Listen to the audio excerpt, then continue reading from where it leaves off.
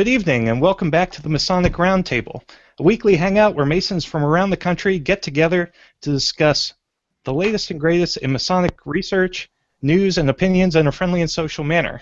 The standard disclaimer applies for tonight's episode. The thoughts and opinions expressed here are solely those of the participants and do not represent any Grand Lodge statements or positions. Make sure to keep your conversations open for the public and on the level. Tonight, as we've been doing for the past month, we're going to be soliciting your questions live via Twitter. So tweet us at Mason Roundtable and or the hashtag TMR episode 14. My name's Jason Richards. I am one of your hosts for this evening. I am the Senior Deacon of Acacia Lodge number 16 in Clifton, Virginia. I'm very excited about this topic tonight, and we will move over to John Ruark for the next introduction. Hey Jason, thanks for hosting the night. My name is John Ruark, and I am the past master of the Patriot Lodge number 1957, and I'm also very excited about this topic.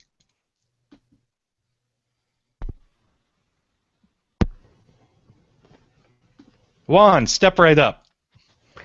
Good evening, everybody. My name is Juan Sepulveda. I am a member of Eola Lodge number 207 in Orlando, Florida, and I podcast at the 1D Stairs. Brother Johnson. Which one? Any. Nick. The good-looking one? Yes. Yeah, so Nick, stop talking. Ooh. I thought I was the good-looking one. Oh. You're the only one. Okay. Hey, Mr. Nick Johnson, please. All right. Introduce Nick yourself. Johnson, past master of Corinthian Lodge number 67 in Farmington, Minnesota. So come on out and visit. That's about it. Robert? Robert Johnson, host of Whence Came You podcast, and senior warden of Waukegan 78. Fantastic. Before we go any further, let's talk a little bit about Masonic news, which was actually really light this week, but we do want to mention that we're on iTunes as an audio-only podcast. We are working to catch up those episodes, so I think we have 6 or 7 of them on there now, but we'll be putting more and more up as our bandwidth allows. And also check out our website. We're going to be posting some exclusive show notes, hopefully for just about every episode.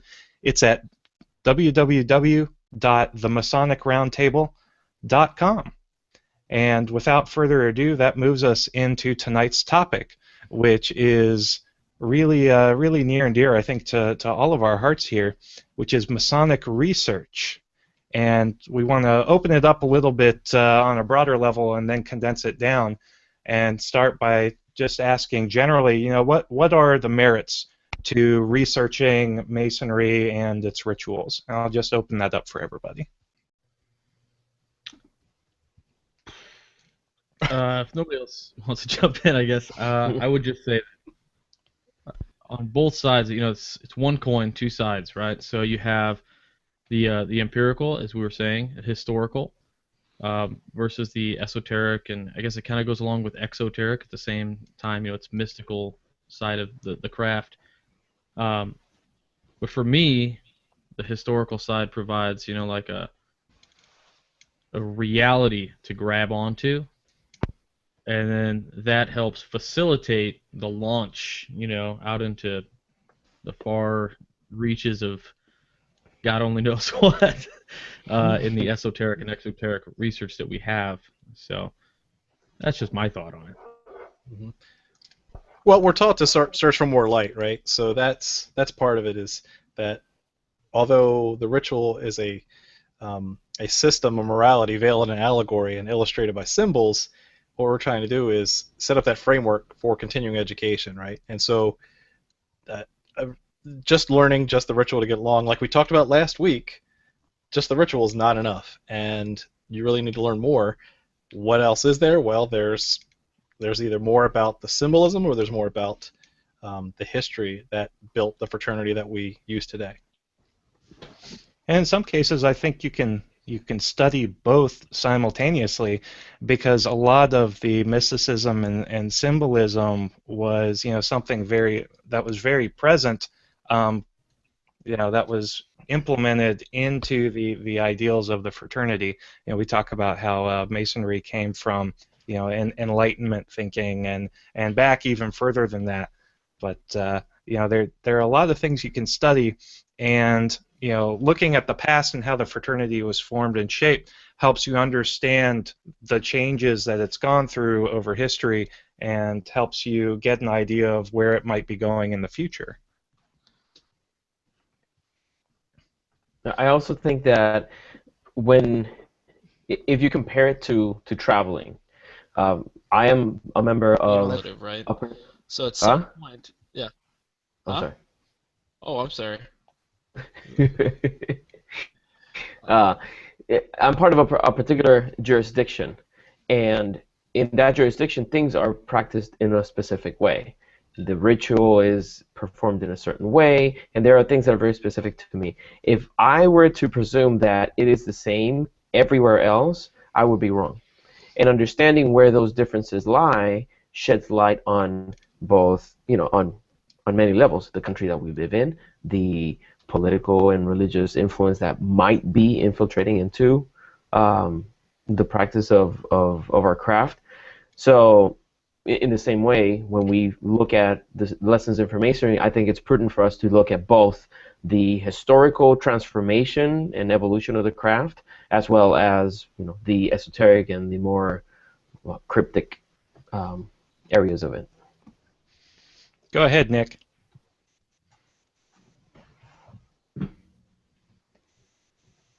Nick. Well, I think Nick has a delay. Oh, am I really having that bad of a delay today? Holy crap. I think Anyway. Yeah, there's a big delay. Oh, man.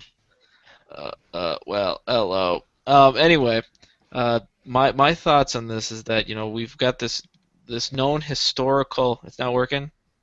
Yep. No, you're good. You're great. Oh, good. Okay. I'm just doing an SMH at you. Oh, good. Oh, not that. Oh, God. The thing is, we've got this historical beginning of the craft, right, which is operative Freemasonry.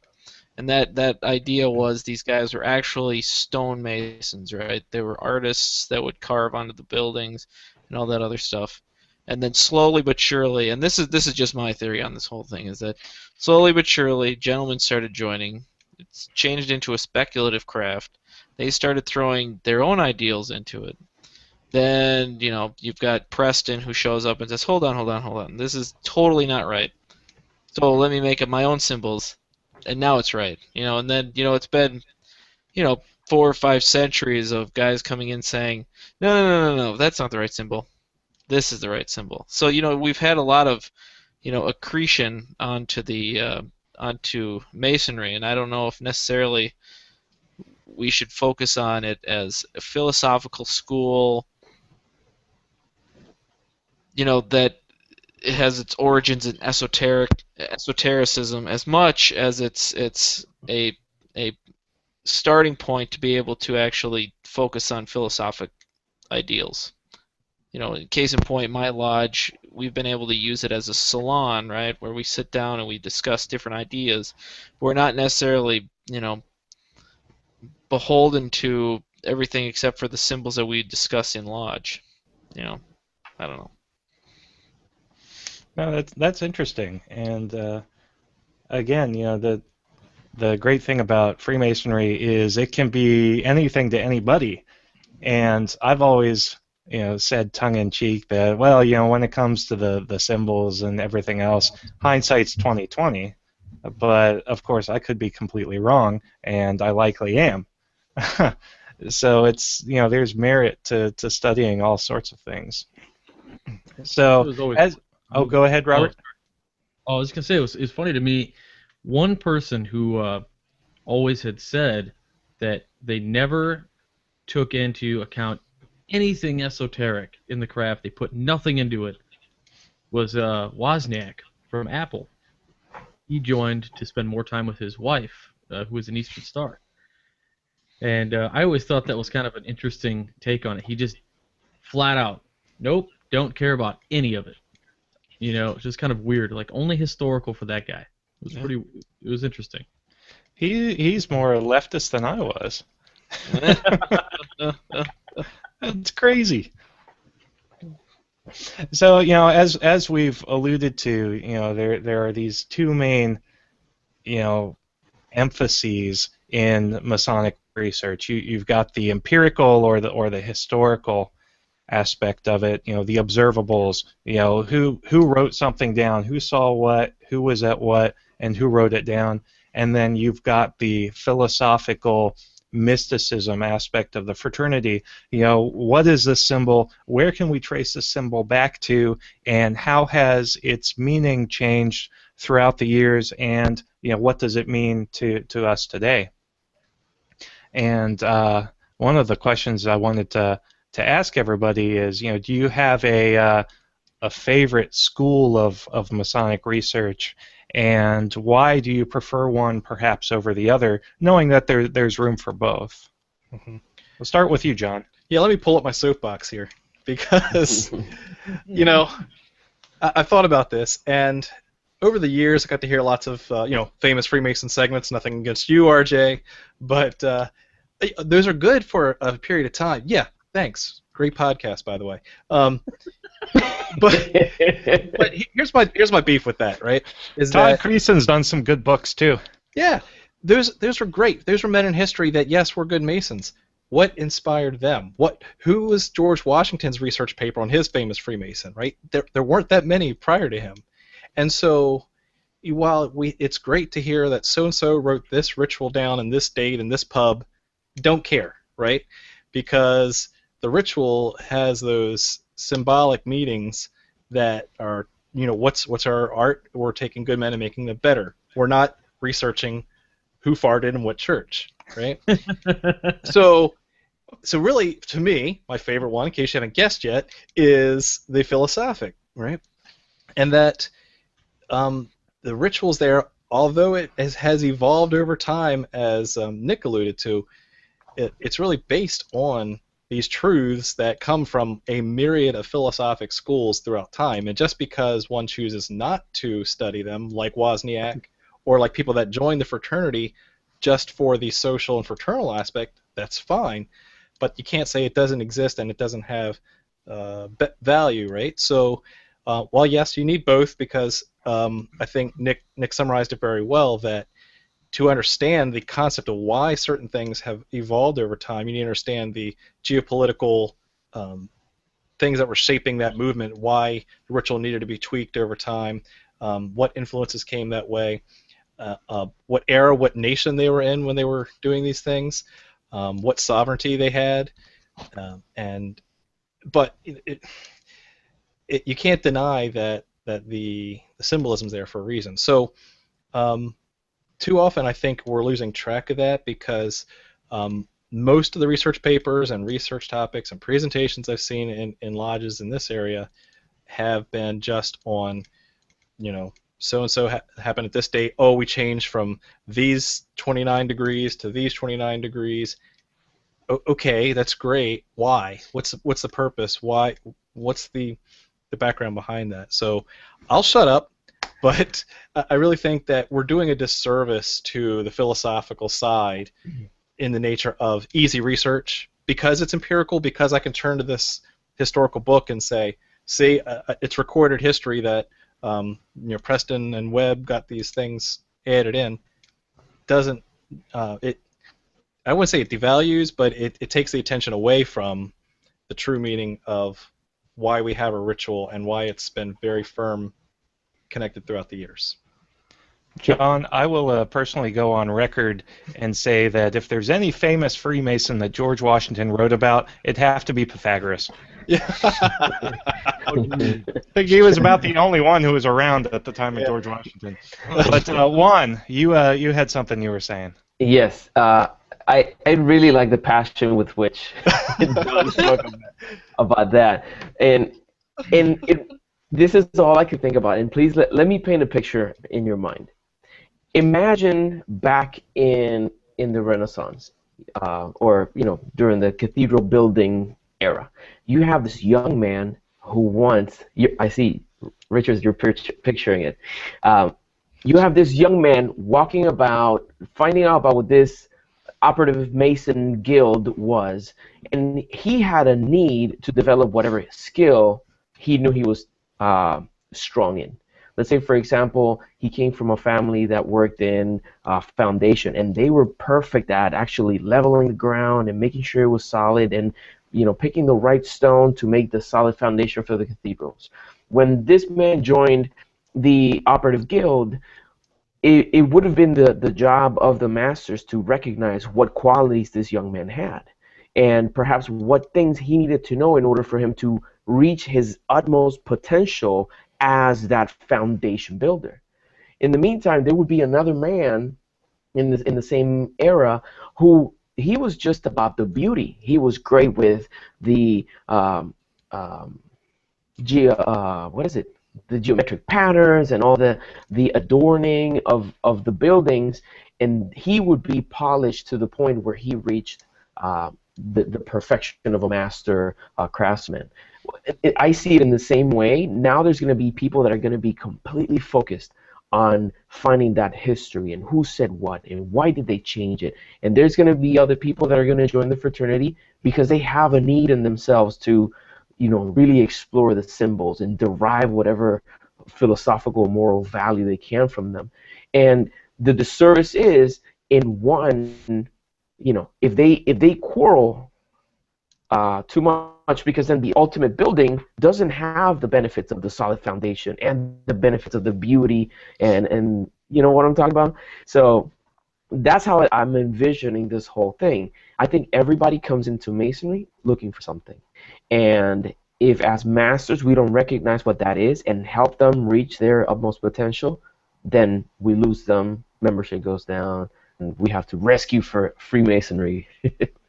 So and that's it. I guess that's all I'm going to say to it. So what you're saying is you prefer the historical far above and beyond the esoteric. That's what I'm getting out of that. Oh, it's on. It's on. No, of course I'm kidding. Hey, Nick, what you got for us? Well, for me, I actually use the historical to understand the philosophic. And Bingo. That's actually how I do it. Is okay, you've got Preston, right? So before Preston, it was a bunch of weird stuff. Masters would just throw out whatever symbols they felt like, and finally Preston showed up, who was he worked as a printer's assistant, so he saw myriads of books. He probably had, when you're having to typeset, you're actually having to read every manuscript you're going through anyway. I mean, that's why if you hear in our ritual, there's at least one, if not two, fairly blatant Shakespearean word, pieces of dialogue there. I mean, you hear it and you just go, "Yep, that's Shakespeare," right? And so what it does is it helps me to know that Preston was taking these things from a source, right, like that, and then understanding why the symbols were important then, and then it also allows me to reinterpret those exact same symbols into a modern era. So I mean, you look at certain symbols and you go, well, that's, I don't know if that fits now, but there's a way to make it fit. And it's transcendent in a way that the symbols exist themselves in one era, but then they also go out even further to our own modern era, and there is a change there. It does. The interpretation itself has to change.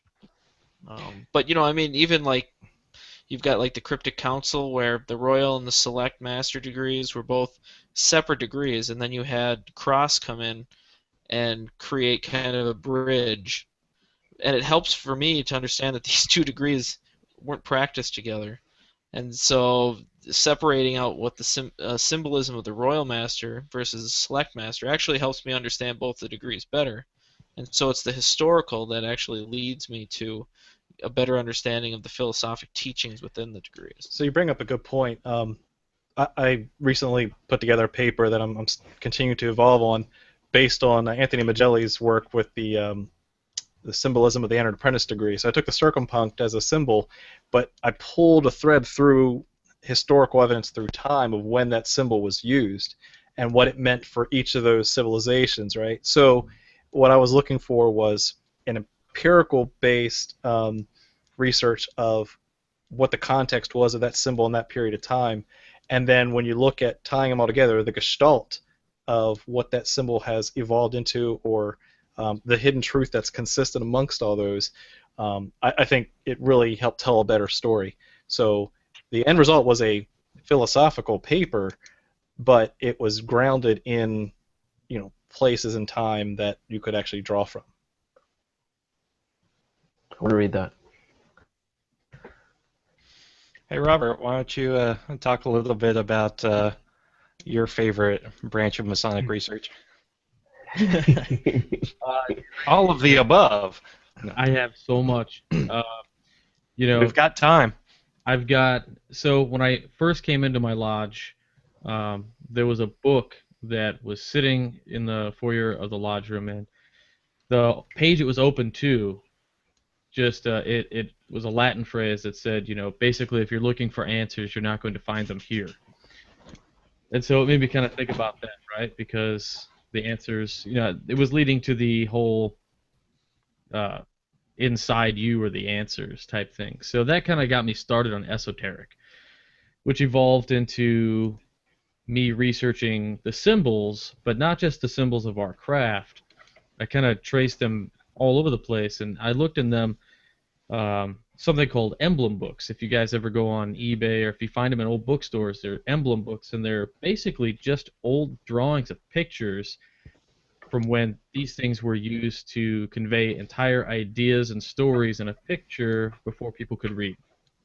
So looking in that book, which is not Masonic at all, you start flipping through pages, and then, oh my gosh, here comes the skull. Here comes, all these different symbols that we see inside of the ritual and everything else. So that ties in a little bit there with what John and both Nick were saying, where the historical pulls for me. Like, I see that, it alludes to an idea that takes me, out of the park, out of the ballpark, and out into the sky and space and beyond, right? Like, just recently I read one sentence about the Tyler sword, which I wrote a 6-page essay on. Based on the Tyler sword, its significance, and all that. So I too like historical. If I have a favorite historical aspect, I enjoy colonial masonry, and I also enjoy the actual architectural evidence that we see today, which is referenced in our rituals. So, for instance, a lot of the Middle Eastern architecture and things like that I like to research. But the esoteric holds my attention pretty well. But at times, it's literally so huge that I'll never know all of it. So it is that thing where it's imagination and writing and pondering versus something I can just pick up, like you said, a book, and here's the facts. This is this. I don't have to do much research except for extrapolate the data and put it on paper. So you don't just sit there and say, what Mackie said. That's right. Yeah. The truth. What? Speculative Masons. So there will be some speculation about the significance of some symbols.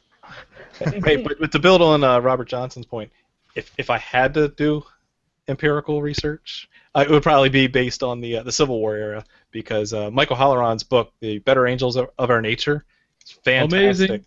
It's a great book. It really is, because you don't need to be a Civil War nerd to really get it.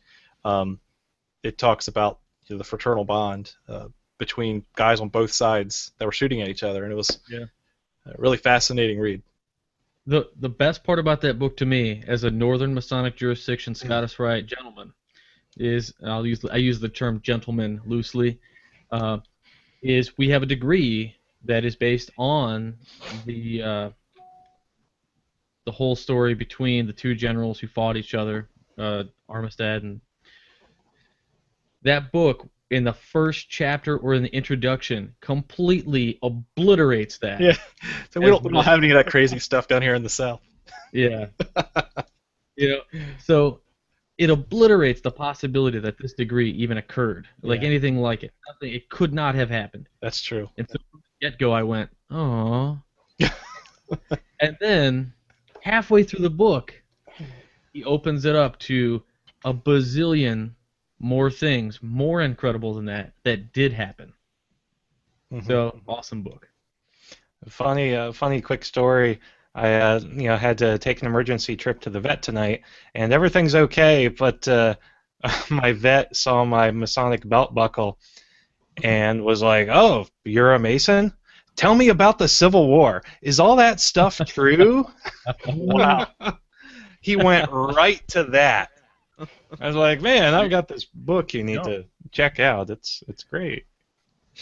But for me, I think I lay my cards down mostly with the historical and empirical, just because that's what interests me.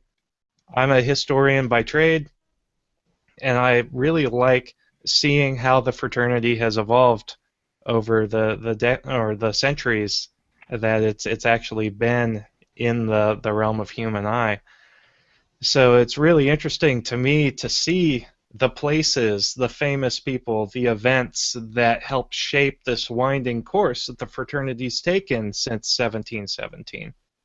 And in addition, I love a good story, just like the next person. So when we look at the founding of the fraternity and when was it actually founded, how was it actually founded?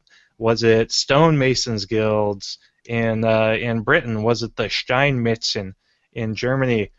Was it Templars running from the Hospitallers? All of those stories just provide so much, if nothing else, entertainment and so much, speculation that I really, really get a kick out of looking at the how, the why, the when, as opposed to the mysticism and the extrapolation of symbolism. That said, I do enjoy a lot of the working tools and the symbols in Masonry and applying those to my own life as far as a code of morality is concerned. So I'm not all like back symbolism, back, I banish thee, but I lean a little more heavily toward the historical end of the spectrum.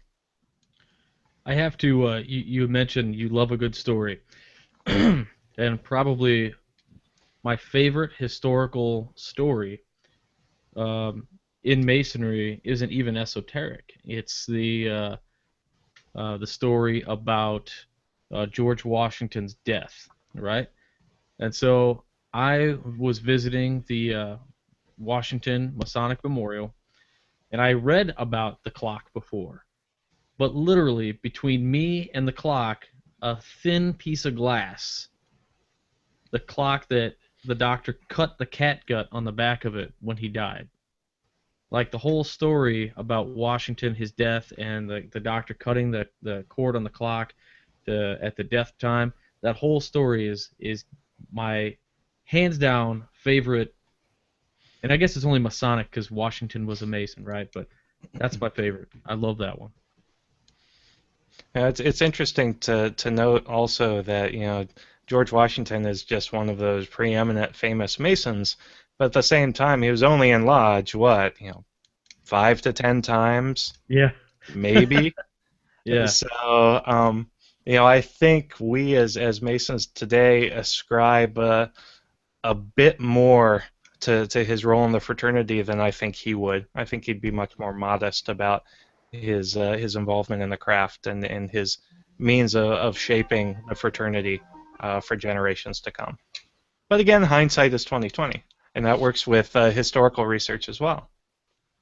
So sadly, it is getting to be about that time. So let's go around, do shameless plugs, and let's answer one last question. Which is, what is the biggest thing that you personally have gained out of your search for more light? We'll start with you, John. Okay, why not? Thing I got the most out of searching for more light, as far as the research thing goes, is that let's see, I talked about the historical piece that I do like the Civil War era because it showed how people embodied Freemasonry and the fraternity, even on opposite sides of the battle.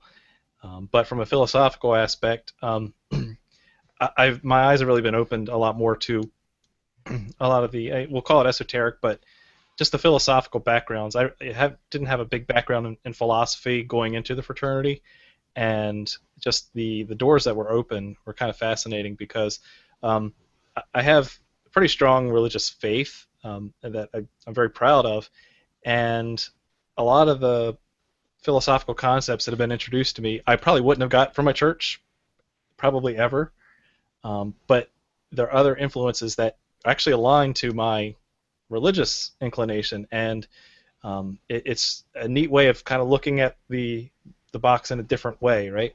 That it still builds on anything. It's nothing that's contradictory to to my faith or my beliefs, but actually it's enhanced it. It's given me other aha moments or other I never thought about that kind of moments. And so from Masonic research perspective, the amount of concepts and ideas that I never would have been introduced to before have really been a great influence on me. And for that, I'll start to wrap up then. Thanks for watching, and support your charities. Great. Brother Robert. Just the things that I think I really got out of the fraternity more than anything else were things that I kind of lacked growing up. I didn't have a strong bond with any of the men in my family. My mom raised me single mom type situation. And, when I was raised to a master mason, I mean, even when I became an entered apprentice, I instantly had like 30 dads. And it was the coolest thing in the whole world all throughout my mentorship. I learned more from those guys in the 4 months it took me to go from entered apprentice to returning my catechisms. In that short time, I learned more from those gentlemen than I learned from a lifetime at that point, 26 years, than I had learned from anybody else. And nothing against my grandfathers or anything. Those guys gave me a wonderful head start. But I think I really got a lot out of Masonry in regards to just being a better man. You can imagine the best. If you have one dad, you get to pick just the lessons you want from your dad that you think are. You look back in time and you say, Dad was right about this, this, this, and this, and he was horribly wrong on these things. But in the sense that, when I joined, I was 26 or 27 years old. I got nothing but good stories from these guys because that's what they do. That's what they're about.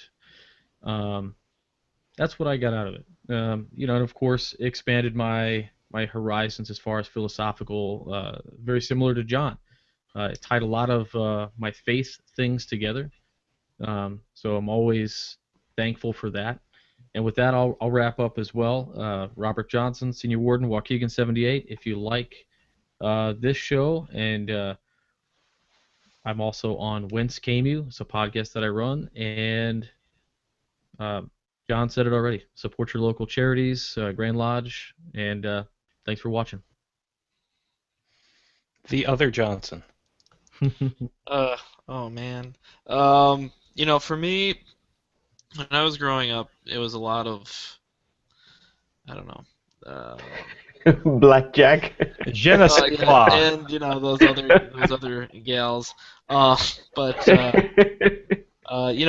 for me, I just never really had any kind of background in any kind of esoteric or philosophic or pretty much anything. So You were a blank slate. I had lyricism.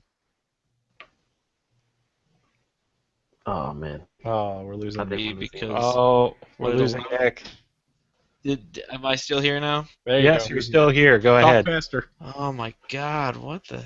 Anyway, great. I love technology. It's fantastic.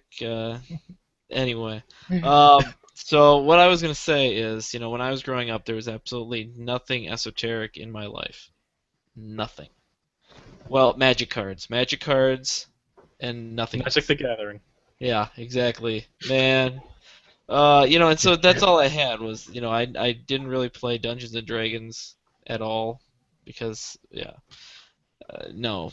Um, Although it sounds fun now, and that's probably because I'm in all this. But when I joined the fraternity, it was amazing because it allowed me to actually look around and say, you know, this is kind of an interesting, weird, crazy world that we live in. I can't believe that I haven't been looking at it this way at all. And then, I joined something like the Commandery, and if you ever take the Order of the Temple, it pretty much changes everything you ever thought about Christianity in general. I mean, you just look at it and you go, Whoa, what? This is amazing. Uh, you know, uh, but that's for me. I never really had a background, and finally I found this place, and now all I ever do is just read book after book after book after book. It's pretty sad. Uh, my name is Nick Johnson. I run a blog called millennialfreemason.com. That's millennialfreemason.com. I do have content coming. This is not even a lie. This is the truth. It's here. I'm gonna hit send. But anyway, yeah, it's been great. All right, Juan. Juan, take us home. All right, senor. Um, I agree with John's reasons, and for me, I had a very specific and solid religious upbringing, and I didn't feel that I lacked in a religious education, but there were things that I felt I knew that were somewhat different, and I knew that I could discuss. I couldn't discuss them back when I was home growing up, but I knew that these were things that should have been explored, that I should have conversations about the esoterics without the fear of being shunned down about it. And I've gained a great perspective about the that I wasn't alone in my search for knowledge and for self-development through symbols. As an artist, that's what I knew. I would paint things that helped me explore myself and allowed me to engage in deep conversations with other people. And here I come into a fraternity that's what it's all about. It was about, getting these allegorical lessons to help us become the best version of ourselves possible. So I took it home. I reached home when I found this. So you can find me and hear more of my rants at thewindingstairs.com, and check out the artwork that I talk about by going to freemasonryart.com. And back to you, Jason. Thank you. Oh, thanks, Juan. Yeah, thanks everybody for continuing to watch and support us and listen to the five of us rant almost unintelligibly on a weekly basis. But bringing it home for me, the way I see it, if any one of us ever actually found light, why would anyone else ever need to search for it? And when you're searching for your own light through Masonic research, whether it be delving deeper into the ritual, the historical aspects of the fraternity, the sociological impacts, on the fraternity that have shaped it, or the esoteric mysticism that helped form it from the outset, as long as you're learning and you're engaged and you're increasing in your knowledge, and you don't act as a hindrance to the others who are trying to do the same thing, then I think you've got a great thing going, and you're already beginning to see what a fantastic, fantastic organization Masonry happens to be. So with that, I'm Jason Richards, a senior deacon of Acacia Lodge number 16. I would like to plug one charity real quick. This is from some friends of mine who are very near and dear to me. This is the Colonial Challenge, which is from the Colonial Lodge number 1821. It's the George Washington University's academic lodge, which has done quite a bit with Patriot Lodge over the past year or two. and they are doing a Washington, D.C. wide scavenger hunt called the Colonial Challenge on May 31st. It's gonna last pretty much the entire day. Go to www.thecoloniallodge number 1821.org, I believe. Let me just thecoloniallodge.org. There we go. I'm Yes. getting up on the site. thecoloniallodge.org/challenge. And go ahead and support those guys. If you're in the DC area, it's a fantastic time. You get to run around and do crazy stuff and take photographs, and it's all benefiting a good cause. All the proceeds go to St. Mary's Court, which is a local Foggy Bottom DC-based charity that works with providing services to the elderly and the disabled. So it's a great charity. It's happening May 31st. And with that, everybody who's listening has their own lodge governing body, whether it's Grand Lodge or Prince Hall Grand Lodge. Go and support those charities because they're doing really great work. Thank you so much for all of the likes, all of the tweets, all of the comments. Keep them coming. Check us out on Facebook. Check us out on iTunes, the Masonic Roundtable. Please rate our app. Rate our podcast. Let us know what we can do to make it better and make it more engaging for you all. Keep hitting us up on Twitter. Check us out on www.theMasonicRoundtable.com. Again, we're going to try to post some exclusive show notes here for some of the episodes and get you guys a little bit more of the research that we do when we're looking at doing these episodes each week. With that, I'm going to sign off. Thank you all so much. We will see you back here next week. And in the meantime, keep searching for more light, whether it be historical empiricism or philosophical mysticism.